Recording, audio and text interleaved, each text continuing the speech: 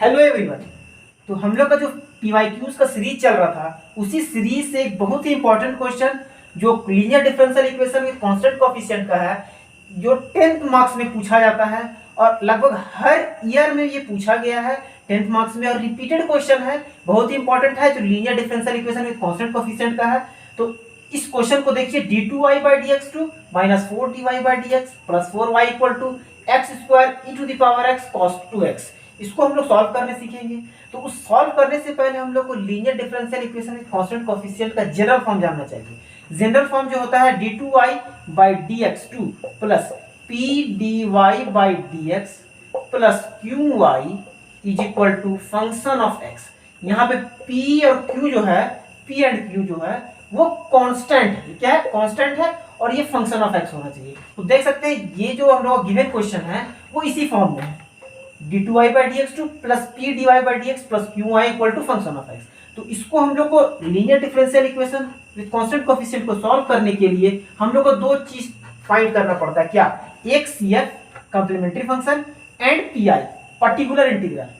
अगर यहाँ पे देख लीजिए LHS है या RHS, अगर RHS 0 हो तो हम लोग को सिर्फ CF से काम चल जाएगा, लेकिन यहाँ RHS पे फंक्शन ऑफ x है, इसलिए हम लोग को एक नया चीज इंट्रोड्यूस हो जाता है, PI फाइंड करना पड़ेगा। तो हम लोग सीखते हैं कि पहले CF कैसे फाइंड किया जाता है एंड PI कैसे फाइंड किया जाता है।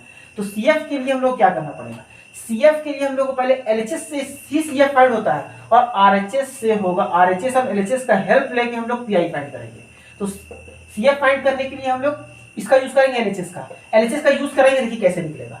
CF के लिए पहले हम लोग को इस फॉर्म को कुछ ट्रांसफॉर्म करना पड़ेगा। एक ट्रांसफॉर्म करने का तरीका, d/dx को हम लोग रिप्लेस कर देंगे कैपिटल D से, d/dx को कैपिटल D से रिप्लेस कर देंगे, जिसको हम लोग ऑक्सिलरी इक्वेशन बनाएंगे। तो देखिए हम लोग सॉल्यूशन में क्या लिखेंगे, हम लोग इस LHS को क्या लिख सकते हैं, d² - 4d + 4, और इस y को कॉमन लेके बाहर इस d को क्या लिखे हैं, d/dx = सेम LHS रह जाएगा x² + e⁻x + cos 2x। अब हम लोग क्या बोले, LHS को यूज करके हम लोग CF निकालेंगे। तो इस LHS को हम लोग = 0 कर देंगे, मतलब देखिए d² - 4d + 4 को हम लोग 0 के इक्वल कर देंगे, और यहाँ से d का, इस क्वाड्रेटिक इक्वेशन का रूट निकाल लेंगे, मतलब d का वैल्यू निकाल लेंगे। तो d का वैल्यू हम लोग क्वाड्रेटिक फार्मूला से भी निकाल सकते हैं, या तो हम लोग ये मिडिल टर्म स्प्लिट करके निकाल सकते हैं। लेकिन यहाँ पे क्लियर नजर आ रहा है कि ये d-2 का होल स्क्वायर है, ये d-2 का होल स्क्वायर है। इसको ब्रेक करेंगे तो ये सेम चीज मिल जाएगा। तो इसको d-2 को, यहाँ से d का वैल्यू क्या आ जाएगा, 2। d का वैल्यू 2 तो आएगा, लेकिन 2 बार आएगा, 2 बार d का वैल्यू आएगा। तो यहाँ से CF का फॉर्मूला हम लोग जानते हैं। CF निकालने का फॉर्मूला क्या होता है, C1 e⁻⁴x + C2 e⁻βx। C1 e⁻⁴x + C2 e⁻βx। यहाँ पे अल्फा एंड बीटा क्या है, alpha and beta are roots. तो यहाँ पे देखिए अल्फा का वैल्यू 2 है और बीटा का भी वैल्यू 2 है, मतलब अल्फा और बीटा बराबर है और दोनों रियल है। अब अल्फा और बीटा का वैल्यू बराबर हो और रियल हो तो CF इस फॉर्म में नहीं निकलेगा, CF का फॉर्मूला फॉर्म बदल जाएगा। CF किस तरह से निकलेगा, CF हो जाएगा C1 + C2x और e⁻⁴x, क्योंकि अल्फा और बीटा बराबर है, तो C1 + C2x e⁻⁴x। तो इस केस में जो हमारा CF होगा वो होगा CF = होगा C1 + C2x और e⁻2x, वेयर C क्या हो जाएगा, C1 एंड C2 क्या हो जाएगा, आर्बिट्री कांस्टेंट हो जाएगा। तो इस तरह से हम लोग CF निकालने सीखे। अब CF निकाल लिए तो क्वेश्चन हम लोग इनकम्प्लीट है, हमको लोग PI भी निकालना पड़ेगा। और जब PI निकाल लेंगे तो हम लोग y = CF + PI कर देंगे, तो ये हम लोग का रिक्वायर्ड सॉल्यूशन होगा। तो CF तो हम लोग का हो गया, अब हम लोग को PI निकालना पड़ेगा। PI निकालने के लिए देखिए वो CF जो आया है, वो CF क्या आया, देखिए हमारा CF आया है, CF = C1 + C2x e⁻2x, ये CF है। अब PI निकालने के लिए क्या करना होगा, PI का फॉर्मूला होता है, PI का जो फॉर्मूला होता है 1/फंक्शन ऑफ FD इनटू जो फंक्शन ऑफ x गिवन रहेगा, ये फंक्शन ऑफ x पूरा।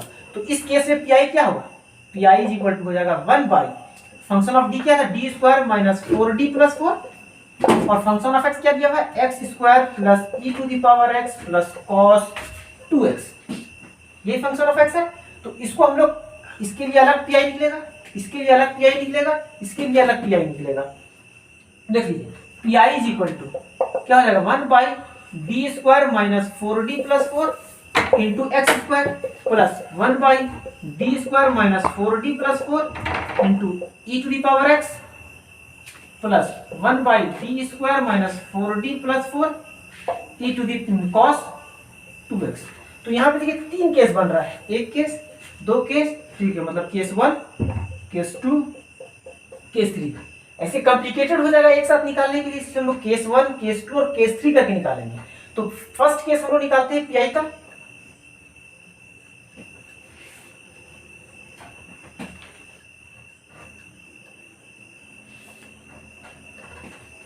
देखिए फर्स्ट में क्या होगा, फर्स्ट में पीआई क्या निकलेगा 1 by D square minus 4d plus 4 into x square. अब ये अलजेब्रिक है, तो इसको सॉल्व करने के लिए हम लोग बाइनोमियल एक्सप्रेशन का यूज करते हैं, बाइनोमियल एक्सप्रेशन का यूज करते हैं, जिसमें फॉर्मूला कुछ फॉर्मूला है 1 plus x to the power minus 1 का, 1 minus x to the power minus 1 का, इस तरह का फॉर्मूला। तो यहाँ पे ये फॉर्मूला यूज होगा। देखिए 1 plus x to the power minus 1 का फॉर्मूला यहाँ पे लिख देते हैं। 1 plus x to the power minus 1 का जो फॉर्मूला होता है 1 minus x plus x square minus x cube plus dot dot dot. तो इस फॉर्मूला को हम लोग यहाँ यूज करेंगे। यहाँ यूज करने के लिए पहले इस फॉर्म में हमको बनाना पड़ेगा। इस फॉर्म में बनाने के लिए क्या करेंगे, हम यहाँ से 4 कॉमन ले लेते हैं। 4 कॉमन ले लेंगे तो यहाँ पे देखिए ये 4 बाहर चला गया, तो यहाँ 1 बचा 4 के प्लेस पे, प्लस इसके पूरे के नीचे 4 आ जाएगा, तो इस यहाँ से ही बाहर किया है, तो d square minus 4d by 4, ठीक है। और ये एक्स स्क्वायर मेरा बचा, इसको हम लोग लिख सकते हैं 1 बाई 4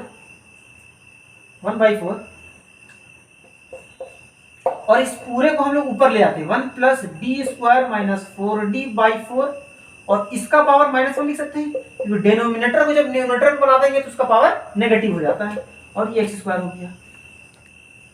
फिर यहां से क्या लिख सकते हैं 1 बाई 4। अब इसको हम बाइनोमियल एक्सप्रेशन में तोड़ देंगे, इस फॉर्मूले में तोड़ देंगे। इस फॉर्मूले 1 plus x to the power minus 1 का फॉर्मूला होता है 1 minus x plus x square minus x cube plus dot dot dot. तो इसी को यहाँ तोड़ते हैं, ये चीज यहाँ नोटिस कीजिएगा, यहाँ एक्स स्क्वायर है, तो एक्स स्क्वायर, ये डी का मतलब डिफरेंशिएशन है, तो एक्स स्क्वायर को हम एक बार डिफरेंशिएट करेंगे तो 2x आएगा, डबल डिफरेंशिएट करेंगे तो 2 आएगा, अगर ट्रिपल डिफरेंशिएट करेंगे तो 0 बना देगा। मतलब डी को अगर d3 कहीं पे आ गया तो फिर ये 0 हो जाएगा। इसलिए हम लोग ध्यान रखेंगे कि यहाँ पे d3 अंदर नहीं आना चाहिए। कोशिश कर देखिए, अब इसको हम लोग एक्सपेंड करेंगे तो क्या आएगा 1 minus D square minus 4d by 4 plus D square minus 4d by 4 whole square minus dot dot dot.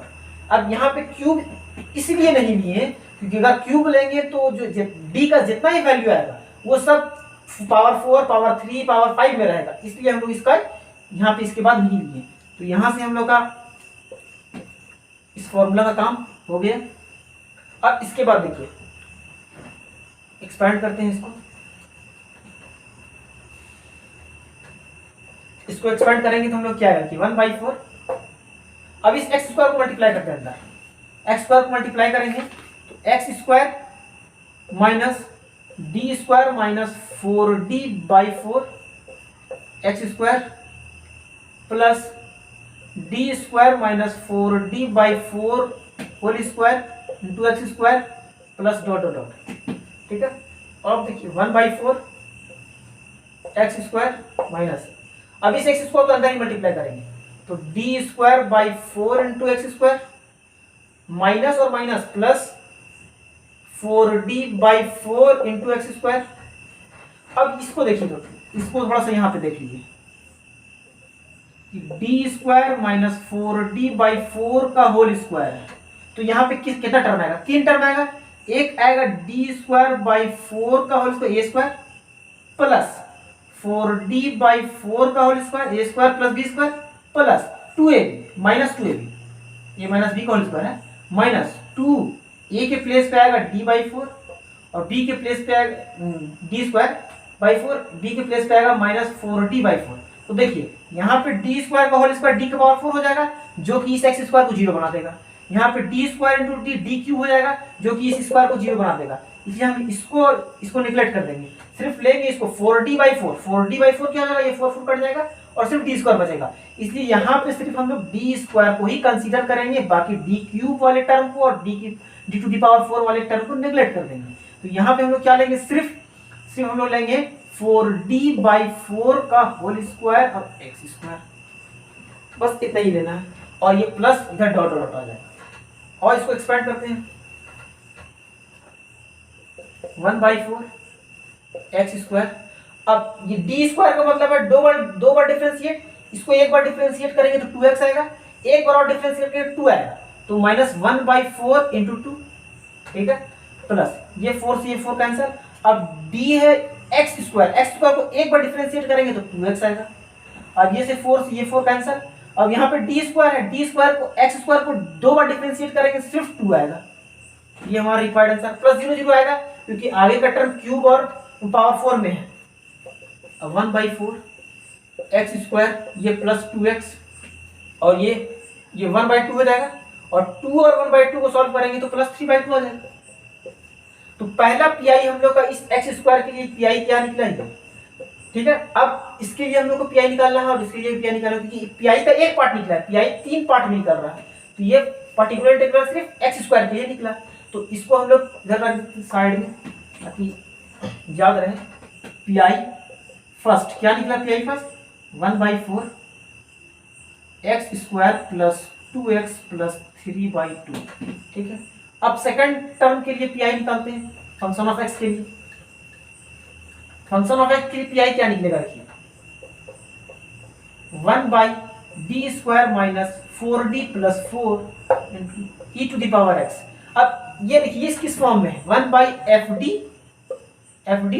और e to the power ax के फॉर्म में है। तो हम लोग सिंपली क्या करते हैं, अगर ये fa नॉट इक्वल टू 0 हो तो a को सिर्फ हम यहाँ d के प्लेस में पुट कर देते हैं। तो यहाँ पे देखिए अगर हम इस यहाँ पे a के प्लेस में 1 है, अगर इस 1 को यहाँ पुट कर दिए, अगर यहाँ 0 नहीं हो रहा है तो हम लोग सिंपली पुट कर सकते हैं। तो देख लीजिए यहाँ पे अगर हम पुट कर रहे हैं 1 तो क्या आ रहा है, 1/d के प्लेस में 1 पुट कर रहे हैं तो 1 स्क्वायर माइनस 4 × 1 प्लस 4, तो देखिए यहाँ पे आ जा रहा है 1 और ये e to the power x रहेगा, 1 × e to the power x सिर्फ e to the power x, मतलब pi e to the power x के लिए क्या आ रहा है, e to the power x के लिए सिर्फ e to the power x आ रहा है, तो pi2 क्या आ गया, e to the power x। अब pi हमको निकालना है cos 2x के लिए, cos 2x से देखिए कैसे निकलेगा, pi हम निकाल रहे हैं cos 2x के लिए, तो 1/d² minus 4d plus 4 into cos 2x। देखिए इस ये कौन सा फॉर्म में है, ये है 1/फंक्शन of d into cos ex के फॉर्म में। हम लोग जानते हैं यहाँ पे a है, इस d यहाँ पे अगर फंक्शन ऑफ d का स्क्वायर के फॉर्म में है, अगर डिनोमिनेटर में d के स्क्वायर के फॉर्म में है तो इस d स्क्वायर के प्लेस पे हम लोग माइनस ऑफ a स्क्वायर लिखते हैं, माइनस ऑफ d स्क्वायर के प्लेस पे क्या लिखते हैं, माइनस ऑफ a स्क्वायर लिखते हैं। तो देखिए यहाँ पे d स्क्वायर है, यहाँ पे लेकिन नहीं है, तो सिर्फ इस प्लेस पे हम लोग cos 2x मतलब यहाँ पे a क्या है 2 है, a 2 है तो यहाँ a स्क्वायर क्या है 4 और माइनस a स्क्वायर क्या हो जाएगा -4, तो मतलब हम लोग d स्क्वायर की जगह -4 रिप्लेस कर सकते हैं। तो इसी को हम लोग d स्क्वायर को रिप्लेस कर देते हैं, d स्क्वायर को रिप्लेस करेंगे किससे, यहाँ पे cos 2x है, यहाँ पे cos 2x है, तो d स्क्वायर के प्लेस पे क्या करना है हम लोग को, d स्क्वायर के प्लेस पे क्या रिप्लेस करना है, माइनस ऑफ a स्क्वायर, तो माइनस ऑफ a स्क्वायर क्या आ रहा है -4, तो d स्क्वायर की जगह हम लोग -4 लिख देते हैं, -4d plus 4 into cos 2x, ठीक है। अब देखिए यहाँ से -4 और +4 कैंसिल हो जा रहा है, सिर्फ बच रहा है -4d, 1/-4d into cos 2x। फिर यहाँ तो d स्क्वायर होना चाहिए, तब तो हम लोग फिर d स्क्वायर को रिप्लेस करेंगे, तो इसको हम d स्क्वायर बना देते हैं। किस तरह से बनाएंगे, 1/-4 बाहर रख देते हैं और इसको हम d से इंटू कर देते हैं और d से डिवाइड कर देते हैं, तो d स्क्वायर हो जाएगा। अगर इंटू मल्टीप्लाई कर देंगे d से और डिवाइड कर देंगे तो इक्वेशन में कोई फर्क नहीं आएगा, तो d स्क्वायर हो गया यहाँ पे cos 2x। अब फिर इस d स्क्वायर को हम लोग -4 से रिप्लेस कर सकते हैं, क्योंकि हम लोग d स्क्वायर को -a² से रिप्लेस कर रहे हैं, तो -1/4 इंटू d इसको -4 लिख देंगे और यहाँ cos 2x हो जाएगा, ठीक है। तो देखिए ये माइनस कैंसिल, 1/16 हो गया, 1/16 और d ऑफ cos 2x है। अब d का मतलब डिफरेंशिएशन cos 2x का 1/60 cos 2x का डिफरेंशिएशन हो जाएगा -2 sin 2x।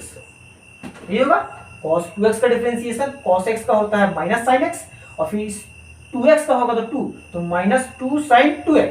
अब यहाँ से 2 कट जाएगा 8 टाइम्स में, यहाँ -1/8 sin 2x।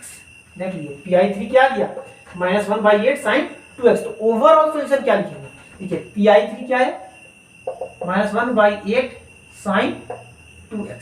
ठीक है, तो ये ओवरऑल सॉल्यूशन हम लोग का क्या आ जाएगा, हम लोग को CF निकाले फर्स्ट टाइम, फिर सेकंड PF निकाले, PI निकाले। क्या PI हम लोग 3 पार्ट्स में निकाले, x² के लिए अलग से, e⁻x के लिए अलग से, cos 2x के लिए अलग से। तो हम लोग को रिक्वायर्ड जो सॉल्यूशन होगा, y = CF plus PI complementary function plus particular integral. Complementary function हम लोग का क्या आएगा C1 plus C2x e⁻2x plus, अब PI तीनों PI को जोड़ देंगे, ओवरऑल PI तो तीनों आया है, तो PI क्या हो जाएगा 1/4 x² plus 2x plus 3/2 plus e⁻x minus 1/8 sin 2x। तो ये रहा हमारा रिक्वायर्ड आंसर, यही है रिक्वायर्ड आंसर। तो ये लॉन्ग देखने में है लेकिन है बहुत आसान क्वेश्चन, क्योंकि इसमें सिर्फ 2 ही स्टेप याद रखना है, एक CF फाइंड करना और एक PI फाइंड करना।